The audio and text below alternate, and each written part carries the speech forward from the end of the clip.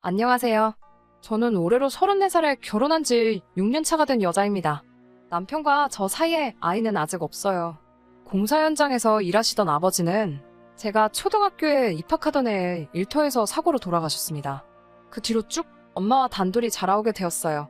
평범한 주부였던 어머니는 혼자 몸으로 저를 키우시느라 고생하셨어요.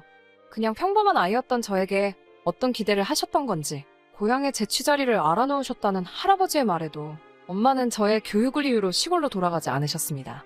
그 고집 때문에 엄마는 다른 친척분들과도 연을 끊고 살아가시게 되었어요. 갖은 고생 다 하시면서 저를 키워주셨고 저도 그 기대에 부응하고자 서울대는 아니지만 서울에 있는 명문대에 입학을 할 수 있게 되었습니다. 그때까지도 나아지지 않던 가정 형편 때문에 대학교 입학을 포기하고 저도 취직 전선에 뛰어들고 싶었었지만 엄마는 제가 좋은 대학을 졸업하면 더 좋은 기회를 가질 수 있다고 하시며 제가 회사에 취직할 때까지 저를 도와주셨어요. 유난스러운 부분이 있었지만 반대로 생각하면 정말 저만을 위해 살아오셨다고 해도 과언이 아닐 정도로 저와 관련된 일이라면 모든 일에 엄마는 발벗고 나서주셨고 저에 대한 기대를 저버리지 않았습니다. 그런 친정엄마와 저는 정말 애틋하게 지냈습니다. 정말로 남들보다 뛰어난 것 하나 없는 저였기 때문에 대학교를 졸업하고 평범한 회사에 취직하게 되었지만 취직이 결정된 그날에 엄마와 서로 부둥켜 안고 하루 종일 울었습니다. 그렇게 저를 아껴주시던 어머니를 2년 전에 잃고 말았습니다.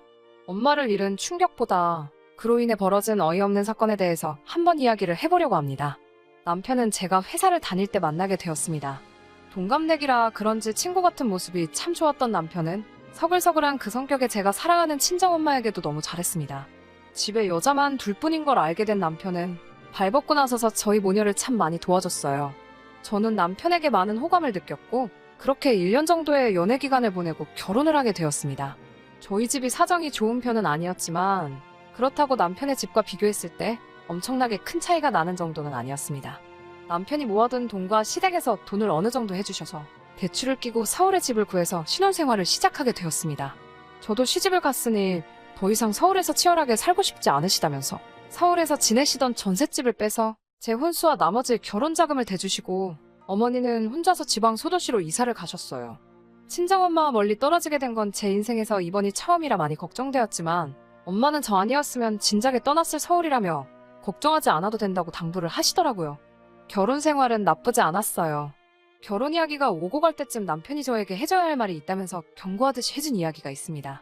자기네 집이 종교는 따로 없지만 할머니 때부터 조상님을 모셔왔기 때문에 제사가 다른 집에 비해서도 엄청 많은 편이라고요. 시댁에서 제사 도와주는 걸로 문제가 많다는 사실이야 이미 익히 알고 있었기 때문에 걱정은 되었지만 남편이 저를 안심시켜주더라고요. 종갓집같이 제사에 목매다는 그런 건 아니고 말 그대로 대대로 벼슬 하신 조상님들한테 간단하게 상만 올리는 거니 크게 걱정할 필요 없다고 말이죠. 자기도 제사를 왜 이렇게 지내나 싶고 자기뿐만 아니라 다른 가족들도 지긋지긋해해서 할머니가 살아계실 동안까지만 하기로 했다고. 남편 위로 형님이 한 분 계셨는데 자기가 장손도 아니고 형수님 하는 거 보니까 과일 깎는 거 정도만 도와주고 아무것도 하지 않는다고. 거기에 더불어 자기가 잘 이야기해서 제사 때마다 참석 안 할 수 있도록 한다고 약속을 했습니다.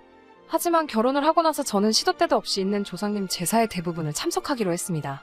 남편과 조건을 걸듯이 약속을 하나 했거든요. 제사를 몇 번 지내든지 다 참석을 할 수 있다고.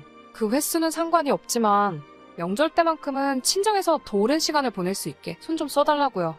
이미 이런 사정을 알고 있던 시댁에서도 달가워하지는 않았지만 그런 점을 이해해 주셨고 남편의 도움으로 명절에는 점심 저녁 식사만 하고 바로 친정으로 출발할 수 있게 허락해 주셨어요.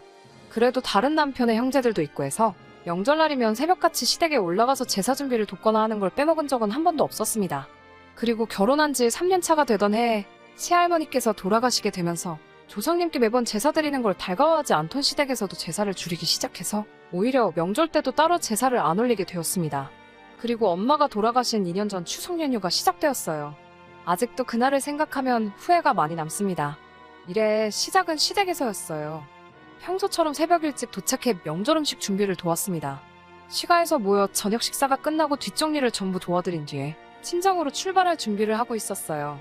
설거지를 끝내고 나오는데 운전을 해야 할 남편이 시댁 식구들과 술을 마시고 있더라고요. 남편에게 운전해야 되는데 무슨 술을 마시냐며 술잔을 뺐었는데 시어머니께 한 소리를 들었습니다. 하시는 말씀이 이제 매번 지내는 제사도 안 지내는데 시가에서 하루도 머물지 않고 친정으로 가는 건 너무 불공평하지 않냐면서요.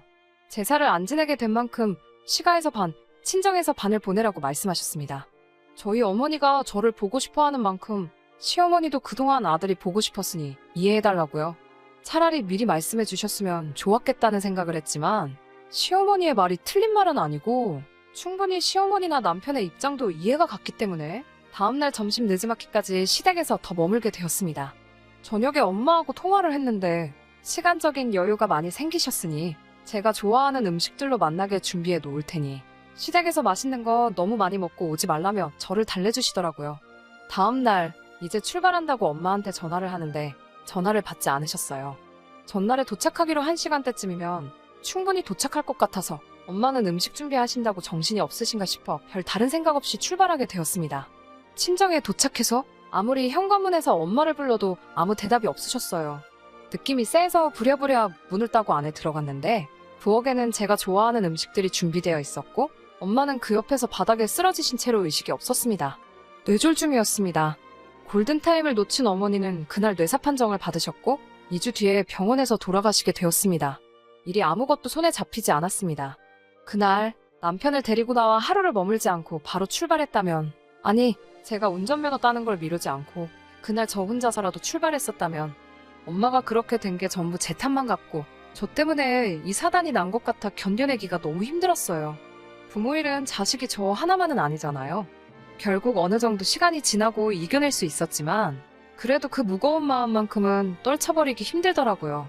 진짜 문제는 엄마가 돌아가신 이후부터였습니다. 2년 전부터 전 세계를 강타한 이 시국을 저희 가족들도 피해갈 수 없었습니다. 자영업을 하던 형님네가 가장 큰 타격을 입게 되었지요. 처음 명절 때 시가에서 온 가족이 모였는데 그 이유를 다른 곳에서 찾더라고요. 예전과 우리 가족이 달라진 게 뭐가 있냐면서 조상님께 드리던 제사를 멈춘 걸 가장 큰 이유로 꼽았습니다. 시할머니가 돌아가시고 제사를 손에 놓자 조상님들이 노해서 후손인 우리들에게 벌을 주는 거라고요. 그때부터 시댁은 조금 과하다는 생각이 들 만큼 조상님 제사에 혈안이 되어 있었어요. 저도 이제 친정에 갈 이유가 없다는 이유로 그만큼 제사 준비 때마다 저를 부르셨고요.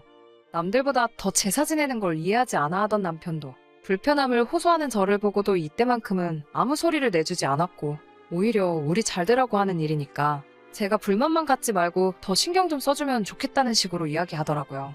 남편이 제게 생각해보라고 우리 사이에 아이가 생기지 않는 이유가 자기가 제사에 소홀했기 때문에 조상님들이 벌을 주고 있는 걸 수도 있다고 말하면서 늘 조상님 제사에는 관심 없어 하던 평소와는 다른 모습을 보여줬습니다.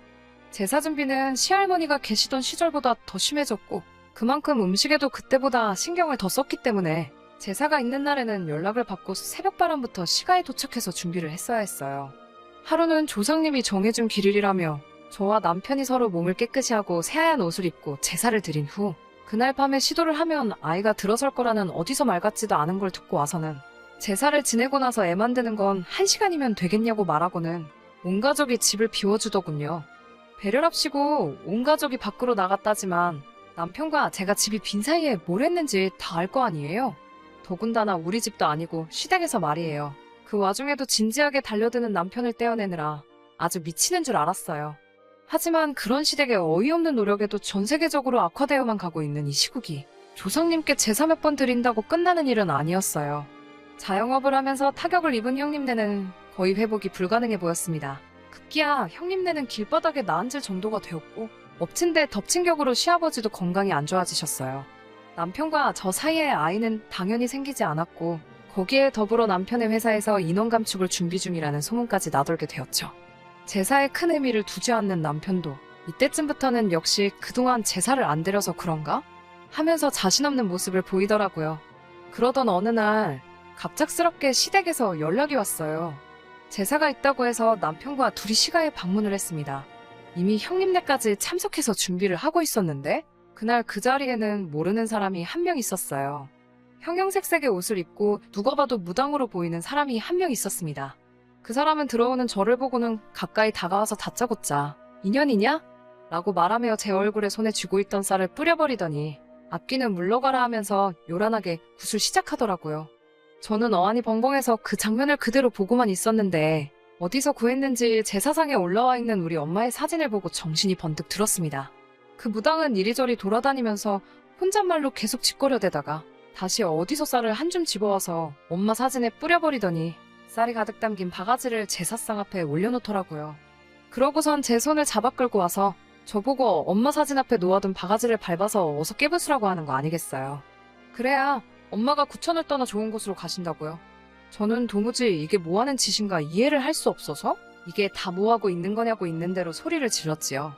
우리 엄마 사진이 여기 왜 있고 이게 지금 뭐하는 거냐며 한참을 화를 내고 있으니 시어머니가 제 팔을 잡아 구석으로 끌고 가서는 설명이랍시고 한다는 말이 저분이 아주 용한 분이신데 집안에 생기는 우환들이 다 저희 엄마가 혼자 돌아가신 게 억울해서 성불하지 못하고 구천을 떠돌면서 시댁에다가 복수를 하고 있는 거라고 다 저와 제 남편이 잘 되게 하기 위해서 하는 거니 저보고 빨리 시키는 대로 하자고 저를 설득하더라고요. 어이없어서 남편을 쳐다봤는데 항상 제 편을 들어줬던 남편도 이게 별다른 의미가 있는 게 아니라 장모님 좋은 곳으로 보내드리려고 하는 거니까 나쁜 쪽으로만 생각하지 말라며 오히려 저를 설득하는 게 아니겠어요? 남편의 그런 모습에 화가 또 나서 넌 이걸 다 알고 있었는데도 나한테 아무 말도 안 한 거냐고 화를 냈더니 고개만 숙이고 아무 대답도 못하고 있더군요. 아무리 엄마가 그날 돌아가셨다는 게 천명이었고 거스를 수 없는 일이라고 한다고 해도 이건 해도 너무한 거잖아요. 그동안 엄마가 돌아가신 것에 대해서 저는 항상 저의 부족함을 탓했지. 그날따라 하루를 더 머물게 한 시댁의 잘못이라고 생각하거나 그때 왜 그랬냐며 시댁을 탓한 적도 한 번도 없었거든요. 그런 것도 모르면서 이젠 우리 엄마를 집안에 말아먹게 만드는 악귀 취급을 하면서 퇴치를 해야 한다고 하는 개소리를 듣고 있자니 그 순간 저도 눈앞에 보이는 게 하나도 없더라고요. 그 길로 저를 붙잡는 시어머니를 뿌리치고 제사상부터 구판까지 하나둘씩 전부 뒤집어 엎어버렸습니다. 고래고래 소리를 지르면서 그 대단한 시댁 조상들 욕을 하기 시작했어요. 니들 조상이 얼마나 대단한 사람들인지는 모르겠는데 우리 엄마 귀신 하나를 당해내지 못해서 무당까지 불러다가 구판까지 버려야 되는 거냐고 엄청난 조상들 났다고 깽판을 부렸어요. 제가 난동 부리고 있는 걸 멀뚱멀뚱히 구경하고 있는 무당한테도 다가가서 바가지에 담아놓은 쌀을 그 사람한테 뿌려버리고 당신이야말로 번지수 잘못 찾았다고 진짜 용한 사람이 맞냐고 한마디 했죠. 진짜 악귀는 우리 엄마가 아니라 그깟 제사 몇 번 건너뛰었다고 후손들 하는 일도 망하게 만들고 아이 한 명 보내주지도 못하는 저 사람들의 조상들이야말로 악귀지. 애꿎은 우리 엄마 건드리지 말라고요.